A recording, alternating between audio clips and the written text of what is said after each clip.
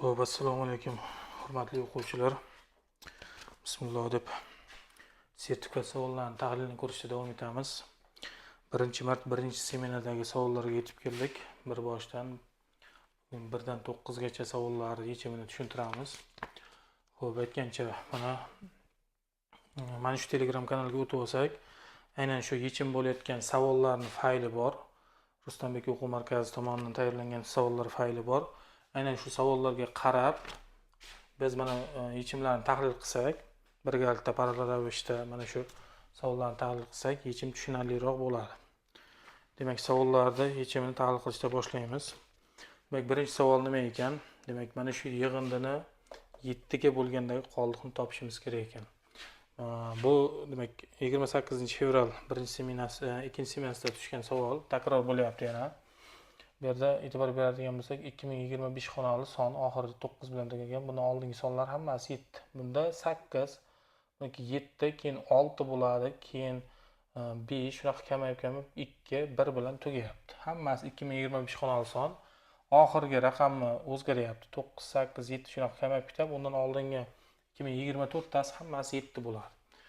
E'tibor beradigan bo'lsak, mana buni 77 plus 2 deb oladigan bo'lsak, 7 ga bo'lganimizda qoldiq 2 bo'ladi. Mana 77 plus 1 desak, qolgan uni oldingi ifoda 7 ga bo'linadi, qoldiq 1 chiqib qoladi. Bu endi 7 ga bo'linadi, hammasi 7 bo'lib turibdi. Bundan oldingisi endi 76 bu bilan tugayapti. Shuning uchun qoldiq 6 bo'ladi. 70 plus 6 qilib olamiz endi.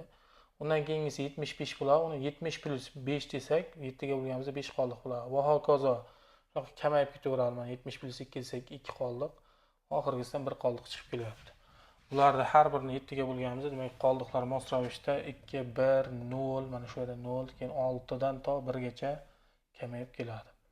Endi qoldiqlarni qo'shib, hosil bo'lgan son, ya'ni 7 ga bo'lganimizda qoldiq, mana shu yig'indini 7 ga bo'lganda qoldig'imiz bilan bir xil bo'ladi.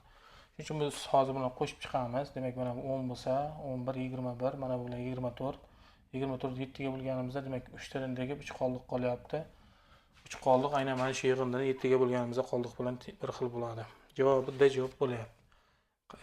Yana qayta tushyapti. Buni 28-fevral 2-seminarda yechimida ham tushuntirib bergandik. Xo'p, ikkinchisi hisoblang deyapti. Bu yerda mana bu kasr sonni butun qismini bildiradi. Mana bu to'rtburchak kasr debman, uzr. Mana bu qavs, demak, sonni kasr qismini bildirsa, sonni butun qismini bildiradi to'rtburchak qavslar.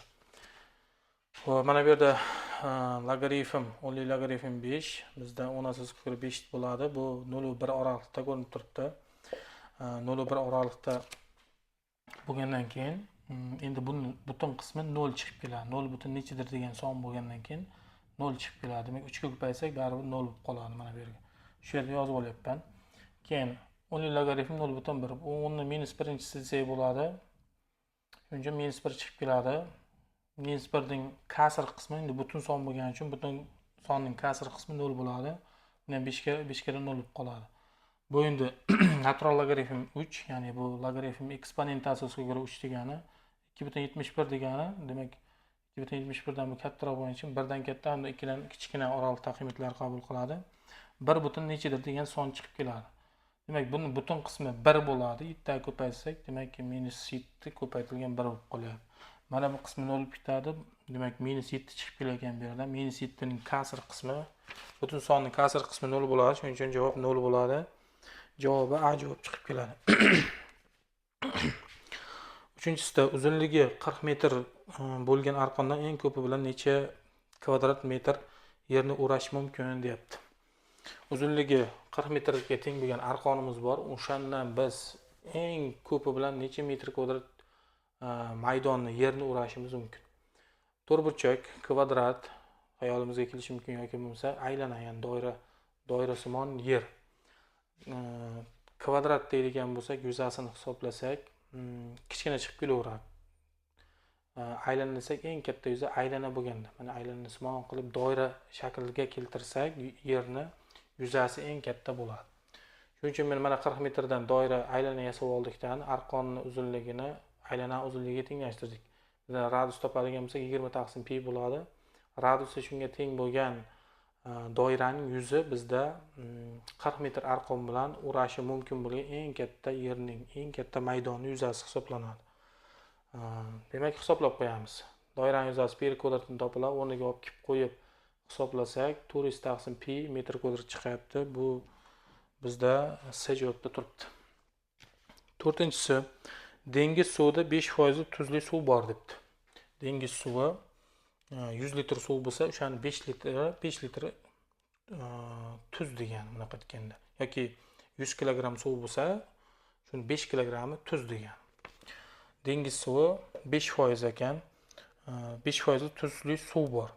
30 litr suvga, ya'ni dengiz suvi nazarda tutilyapti. 30 litr dengiz suviga qancha litr toza suv qo'ysak, toza suvda tuz bo'lmaydi deb hisoblaymiz. Uni demak foizi 0 bo'ladi. Qancha hajmdagi V2 bo'lyapti, suv qo'ysak miqdori 2%li miqdori 2% bo'ladi. O'sha tuzni foizi 2% bo'lib qoladi deyapti. Yaxshi. Foiz miqdori F1 bo'lgan V1 hajmdagi suyuqlikka foizi F2 bo'lgan V2 hajmdagi suyuqlikni qo'shsak, bizda hosil bo'ladigan shu aralashmaning foizi mana shu formuladan hisoblanadi. Buni mavzu turganda keltirib ham chiqarib berganmiz. Aynan shu formuladan foydalanamiz. Buni o'rniga 2 ni qo'yamiz. Bu 5% bo'lyapti. Bu yerga 30 olib kelamiz. Toza suv mana F2 ni o'rniga 0 olib kelamiz. V2 ni topishimiz kerak. Bu yerdan hisoblab V2 ni topsak 45 litr chiqib kelyapti. Javobi C javob bo'ladi. Yaxshi. 5-savolga yetib keldik. Hisoblang debdi. Demak, mana shu ifodadan hisoblashimizga nima qildik? Mana 24 ni 2 ni kubi ko'paytirgan 3 ni birinchisi deb oldim. 8 kira 3 24 beradi. 1 taqsim ikkinchisi, keyin 3 ning 1 taqsim kubi bo'lgani uchun shunaqa yozib oldik. Tashqi qavs. Mana bu 1 taqsim uchinchisi 2 ning 54 esa 27 ko'paytirilgan 2 desak, 2 ning birinchisi 3 ning kubi deb yozib olsak bo'ladi. O'shani 1 taqsim 6-chisi kvadrat. Keyin nima qildik? Biz mana 1 taqsim 2 ga oshiradigan bo'lsak, buni darajani ko'paytirib olsam, 2 ning 3 taqsim ikkinchisi bo'ladi. Bu 3 ning 1 taqsim ikkinchisi, mana 3 ning birinchisini qo'shib oladigan bo'lsak, asoslar bir xil.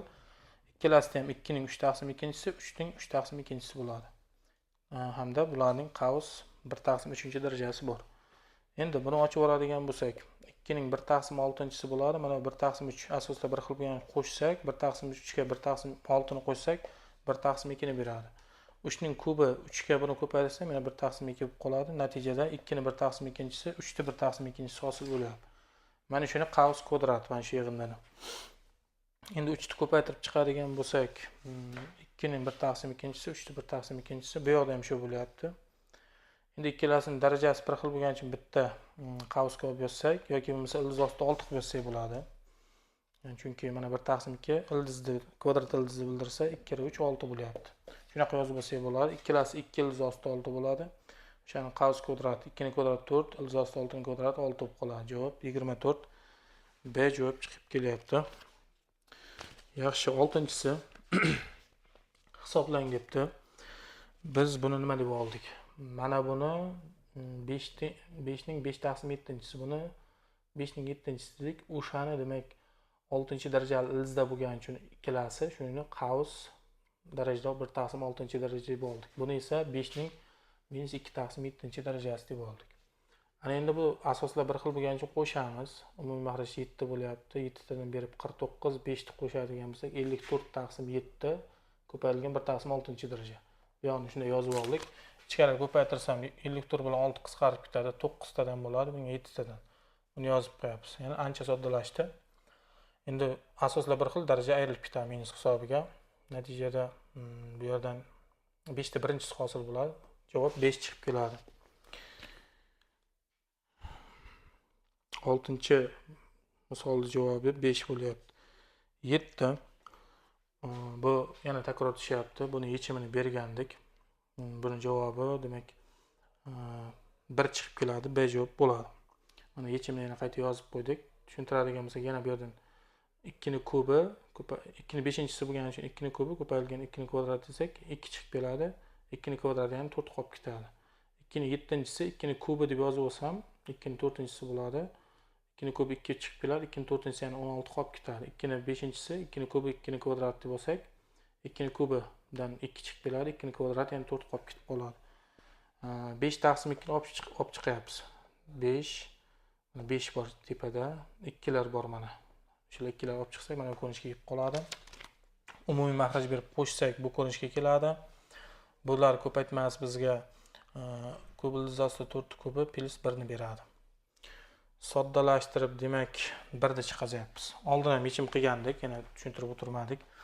Demak, bundan oldingi seminardagi 28-fevralda tushgan seminar savollarida men aynan shu savolda yechimi bor. Bemalol kirib ko'rsanglar bo'ladi. 8-savol arifmetik progressiya. Nima degan?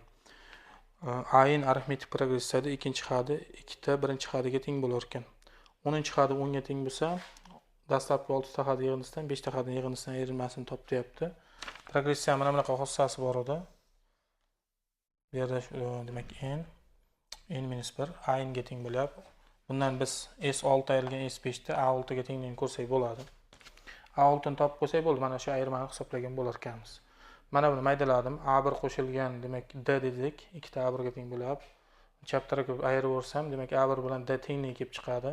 Mana buni maydalasam A1 qo'shilgan 9 ta D 20 ga teng bo'lyapti. A1 o'rniga D ni olib borib 9 ta D ga qo'shsak 10 ta D bo'ladi. Bu yerdan D 2 ga teng chiqib kelyapti. Ikkalasi tengligidan A1 ham demak 2 bo'lyapti.